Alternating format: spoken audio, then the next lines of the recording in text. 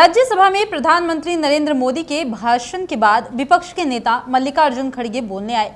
उन्होंने महिला आरक्षण बिल पर चर्चा करते हुए कहा कि दलित और पिछड़ी जाति की महिलाओं को वो मौका नहीं मिलता जो बाकी सबको मिलता है। उनकी इस बात पर सत्ता पक्ष ने हंगामा शुरू कर दिया।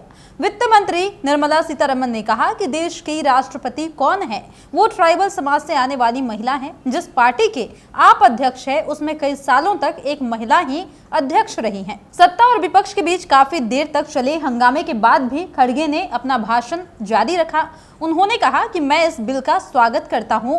यह बिल राज्यसभा में 2010 में पास हो चुका है। मैं कोशिश कर रहा था कि जो कानून बने उसका लाभ गरीबों को, महिलाओं को मिले। मैं उनको प्रोत्साहित करने के लिए बोल रहा था, लेकिन वो बीच में बोलने लगे आपके राज्य में फेडरल स्ट्रक्चर कमजोर हो रहा है। दोनों पक्षों को शांत करने के लिए उपराष्ट्रपति जगदीप धनखड़ ने कहा कि आज ऐतिहासिक दिन है, इसको हंगामे की भेंट ना चढ़ाइए। यह मुद्दा बहुत जरूरी है। कई प्रयास हुआ लेकिन यह बिल पास न हो सका।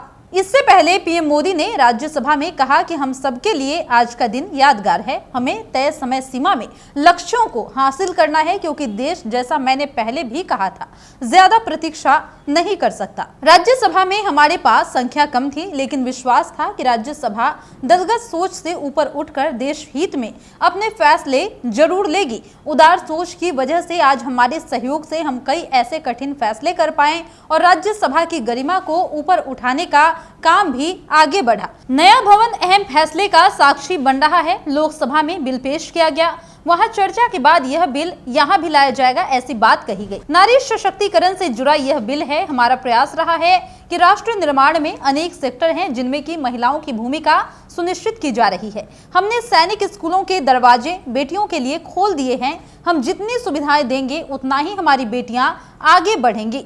अटल जी ने कई प्रयास किया, लेकिन नंबर कम पड़ते थे, कुछ राजनीतिक विरोध भी थे और अब नए सदन में हमने इस बिल को पेश कर नारी शक्ति में भागीदारी सुनिश्चित करने का कदम उठाया है। इसलिए नारी शक्ति वंदन अधिनियम संविधान संशोधन के रूप में लोकसभा में लाया गया, फिर इसे 1-2 दिन में राज्यसभा में लाया जाएगा। सभी इस बिल को सर्वसम्मति से सहयोग दें। बता दें कि संसद के 96 साल पुरानी इमारत में कार्यवाही का आज आखिरी दिन था। आजादी और संविधान को अपनाने की गवाह इस इमारत को विदाई देने पक्ष विपक्ष के तमाम सांसद पहुंचे। प्रधानमंत्री ने सबके साथ फोटो भी खिंचवाई और इसके बाद तमाम सांसद सेंट्रल हॉल भी पहुंचे। सेंट्रल हॉल में अपने अनुभव को साझा करते समय कुछ सांसद भावुक हुए तो किसी ने इसे गौरव का पल कहा। प्रधानमंत्री ने कहा कि संसद का सेंट्रल हॉल हमें भावुक भी करता है और कर्तव्य के लिए प्रेरित भी करता है। यही 1947 में अंग्रेजी हुकूमत ने सत्ता हस्तांतरण किया, बाद में संविधान ने भी यही आकार लिया। पीएम ने कहा कि आज हम यहां से विदाई लेकर संसद के नए भवन में बैठने वाले हैं और ये बहुत शुभ है कि गणेश चतुर्थी के दिन वहां पर बैठ रहे हैं। आज नए संसद भवन में हम सब मिलकर नए भविष्य का श्री गणेश करने जा रहे हैं।